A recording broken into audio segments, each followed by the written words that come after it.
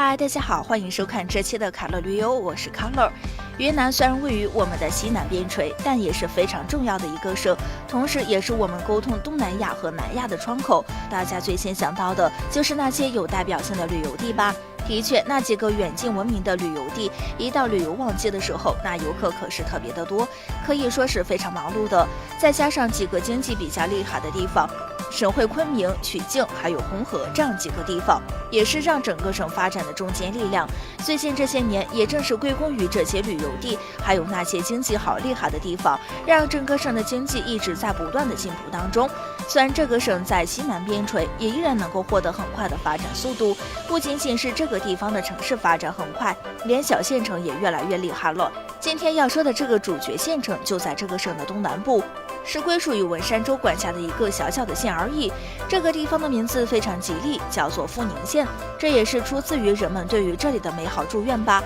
要说这里的位置，那可真是非常特殊，这里是两国三省实县交界，这个小县城的面积达到了5352平方千米，生活着42万人口，也是全省面积很大，人口也不算少的一个县城。整个省有100多个县城，总体能排在全省45名的位置，也是个相当不错的成绩。而且最近这些年，经济水平在不断提高，在交通方面，这里也是非常发达的。毕竟一个地方的发展，不可避免的要考虑到交通，除了有公路、有港口之外，最近还迎来了高速项目的规划，也就是打算从沪西到丘北还有富宁，在这一片地方即将规划一条全新的高速路线，投资达到了465亿元，从明年年初就可以开始动工，到2022年就可以实现通车了。而且这条线路对于这个小县城，那真的是太有意义了。对于目前正在高速发展的富宁县，那可真是非常重要。对于这个小县城，大家觉得这里能够实现逆袭吗？